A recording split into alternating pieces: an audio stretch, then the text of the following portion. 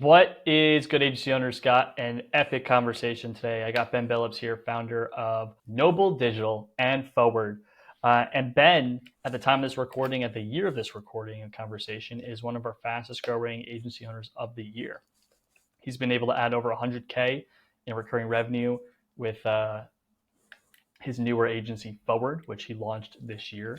So at the time of us recording this, we're recording this in June. He launched Forward in January, and he's doing over 100K a month in that business unit, which is nuts, right? That's a rocket ship growth, and we're going to be talking about how we did it. So before we dive in, Ben, for those of the people that haven't heard you on the first two times you came onto the 8F podcast, what's good? Who's Ben Billups, and what Yeah, is Forward? absolutely. Yeah, thanks for having me back on. Um, yeah, I'm Ben. I've been a serial marketer for a long time. I've worked at a lot of different startups in the past.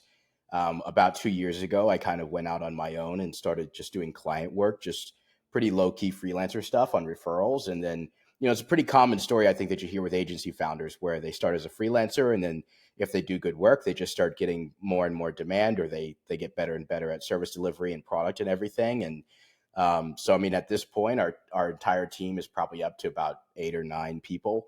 So that scaling process has been it's been aggressive for sure. And to your point, we have the revenue to match. So yeah, no, it's been a wild ride. And then with Forward specifically, we've been an email marketing agency for a long time, and we've worked with a pretty diverse portfolio of news media publishers, nonprofits, some ecom businesses. It was all just sort of like these ad hoc email marketing services. And then with Forward, we specifically scoped a newsletter scaling service, which is basically a system that we developed to help news publishers grow, that we then adapted for, more so the B2B space and the creator newsletter space, where we can grow any newsletter for 75 cents per subscriber with an exact audience match. And that was the offer that just completely exploded. So we still have a couple of clients in these other verticals, but overwhelmingly our business is represented by this newsletter growth package now. And it's been a wild ride. I'm a customer of Ben's. I am a client of Forward. I've been for 6 months. I subscribe to get 5,000 subs per month to my newsletter. And frankly, right, at first, I'm like, Ben has this proprietary process where you can get subscribers for 75 cents a sub. It's not using ads. Like, does this actually work? And 6 months later, my open rates are still north of 50%, which that blew my fucking mind because when I saw that, I have made so many introductions. And if you have a newsletter, you should be paying Ben and you should be signed up for Forward. So, Ben, let's talk about the agency growth. So, we launched in January. How did we? It really isn't in 6 months because it was in 5 months. It was really in 5 months you went from 0 to 100K recurring revenue. How the heck did we do that? What were the steps that we took together that actually enabled that to happen? Yeah, so I would say, I mean, there was a lot of factors that sort of combined at the right time. So I started working with you, I think, back in like July or August with just like the Noble Agency. Was it October? Okay, well there you go. Something like that. Oh no, actually you're right. It was like a Yeah. month or two before. But anyway, So continue on. we started working with you guys and really just like locking in like our processes for SOPs, end of day reporting, our recruiting pipelines, and that really helped lay the foundation a lot for our growth. I think if we were growing this fast, we didn't have those things, we would be completely up a creek without a paddle right now. So that was definitely one factor that's helped us like stabilize and lock in the growth. But the biggest component, I think, by far is just the power of the offer itself and the fact that it actually works. This isn't just like I read $100 million offers and came up with a really juicy offer that I couldn't deliver on.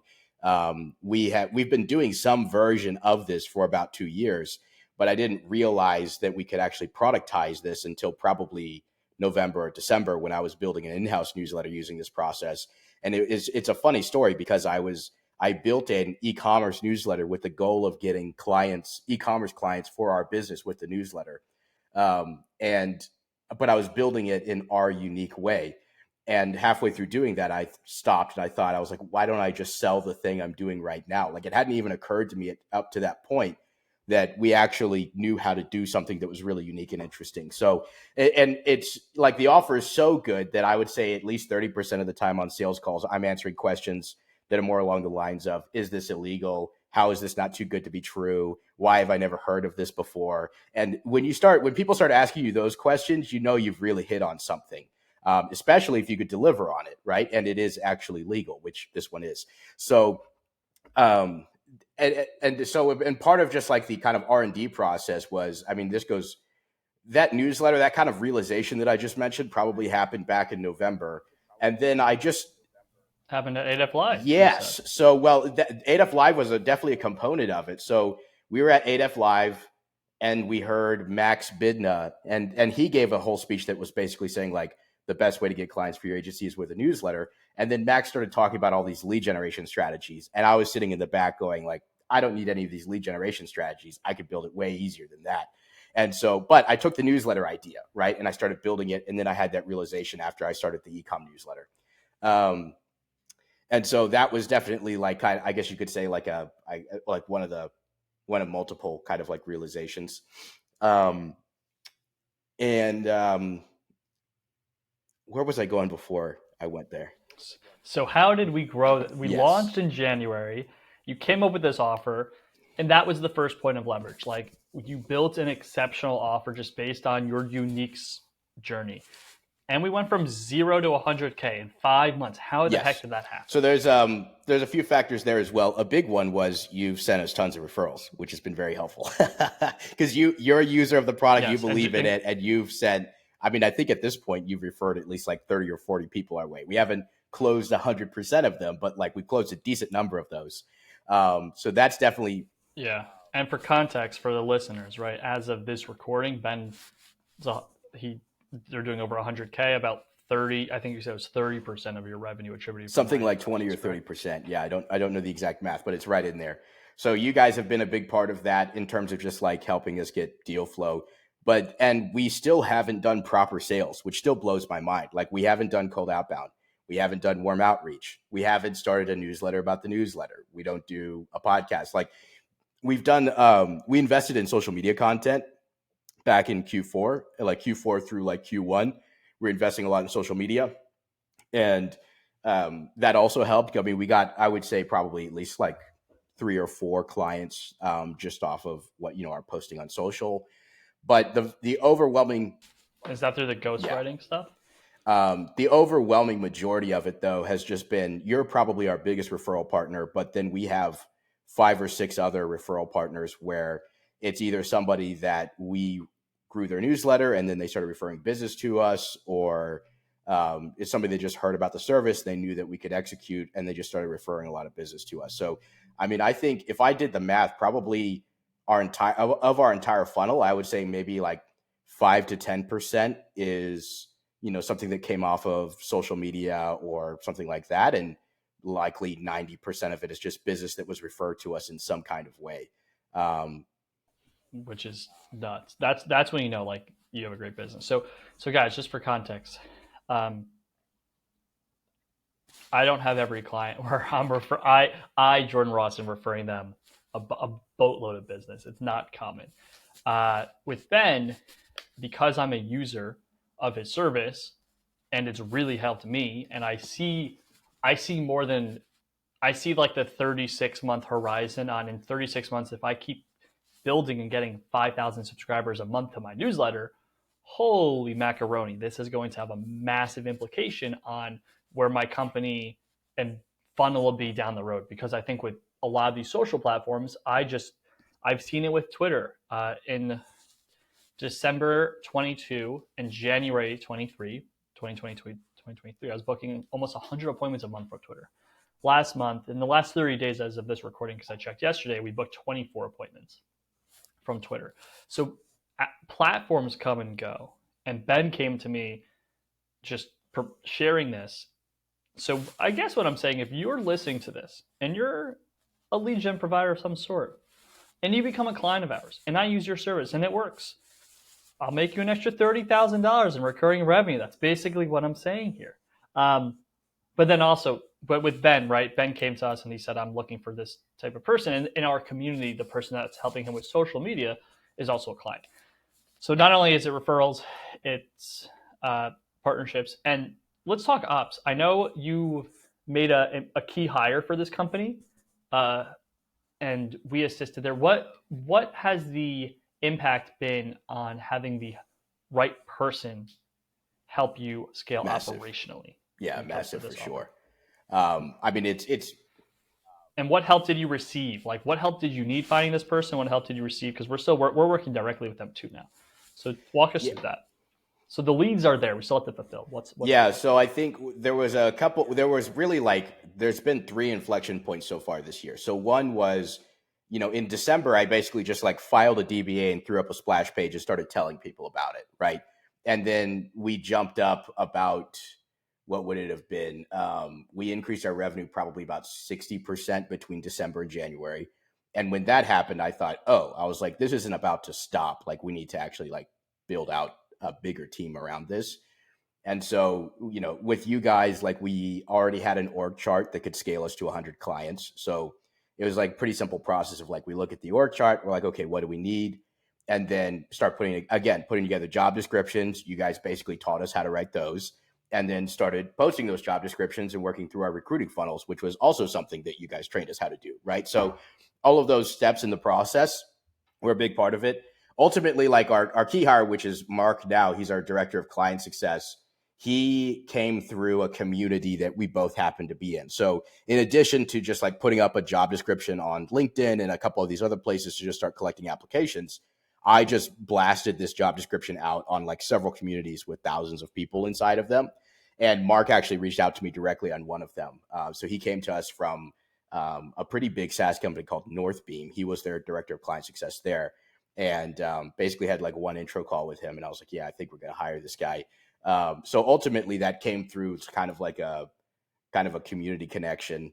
But then even just having like strong job descriptions, having strong recruiting pipelines, and then apart from that, just because our needs are pretty broad and diverse from a recruiting perspective across like now we have performance analysts, we have content coordinators, we have a stack of virtual assistants who help us with a variety of different tasks. We have an operations director who's actually like an old friend of mine who reached out to me at like a very convenient time. So we brought her in around the same time we brought Mark in. But a lot of these, we at this point, we're basically just making sure that we have access to the biggest talent pools we can possibly get our hands on. And so we work with a variety of different recruiting agencies. Some of them, like we're kind of paying a membership. Other ones are like on an as needed basis. But there are like thousands and thousands of like kind of like vetting pipelines, or I guess talent within these vetting pipelines. Realistically, probably 4 or 5 different recruiting pipelines that we're working with. So anytime something pops up, we're basically just kind of like sending the bat signal through those recruiting pipelines, and we find someone pretty quickly. So I mean, it is pretty simple when you frame it like that. It's a really good offer that's getting a lot of referrals, and we've been a big referral partner for you. For fulfillment, a lot of it has been setting up the right talent, working with us to really understand how do we source, onboard, train, hire, manage. And now we're working directly with Mark. What's the title of Mark He's in your the agency? director of client success. And now we're working with the director of client success to enable him to perform at a higher level, onboard faster, and just overall execute. From a process mapping perspective, that's the one thing we need to touch on. That's usually touched on for everyone. How did that process help with all of this? How did defining your formula and your system? Because I know obviously the biggest provider uses Beehive, but not everyone that you sign is going to be on Beehive, right? Which, by the way, I found out their brand spanking new as a quick tangent. Like the founder lives in LA, in Colombia, so I will try to have him. I'll try to have him come on the pod, and when you come to LA next, I'll try to see if he wants to come hang out with us. But quick tangent, sorry.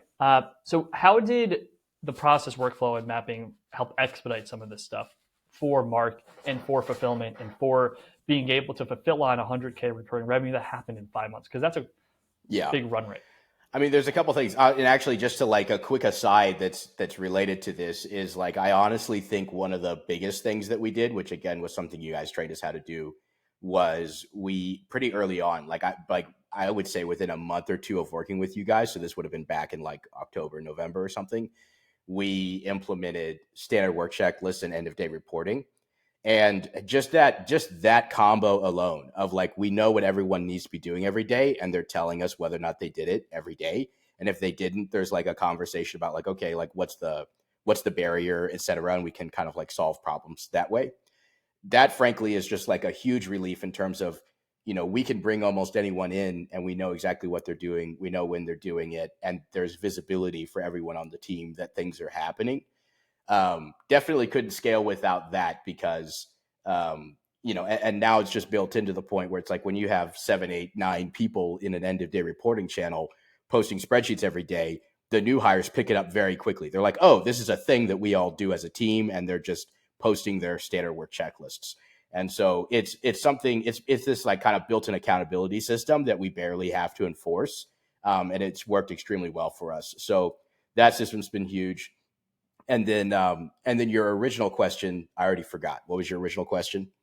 Oh, the process Well, how did workflows. you answered it? How did the process mapping expedite these things? Because when you're scaling, you're hiring in a period of 5 months to go from a non-existent offer to have multiple employees, teaching them your formula and your that is very fast growth. So how did the process mapping and like really standardizing what operations look like speed up your fulfillment process so you don't have to like turn off your Yes, funnel in for perpetuity sure. Yeah, forever? definitely not forever. um, Yeah, so I mean, I think a big part of it as well is like I've viewed myself in a lot of ways as kind of like a product development guy. So even with that first newsletter where I was running this process, I just opened up a Beehive account. I made a stack of custom fields and segments, and I did it myself for that first newsletter for probably a month or two, and kind of figured out like, how does this work? What is it that we need exactly? And then by the time that we were selling it, it was very easy for us to spin up an SOP. So it's like, okay, anytime we get into a Beehive account or active campaign account, or here's what to do if they use HubSpot, et cetera, et cetera, we've very quickly just like spun up SOPs for like every single onboarding task and every single recurring task within our systems. And we've just been pretty diligent about keeping that up to date. Anytime there's a new process, or like, let's say whatever, we need to integrate it with GHL instead of HubSpot or something like that.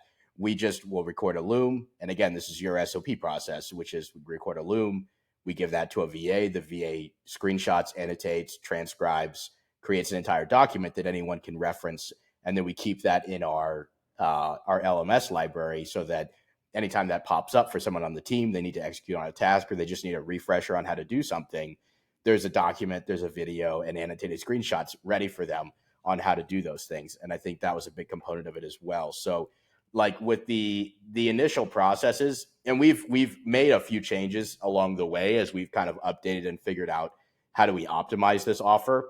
And at the end of the day, I think fundamentally what we're selling is like a beta version of this idea. Like the core concept is very powerful and has a lot of different applications, but the ultimately like the execution of it is pretty straightforward and it's easy to replicate across different systems. It's like as long as they have custom fields and dynamic segments and we can manually like import a small list each day and copy a campaign, like we're basically ready to run our strategy. So the way that the entire process is built is flexible enough that we can support a couple of different ESPs pretty easily.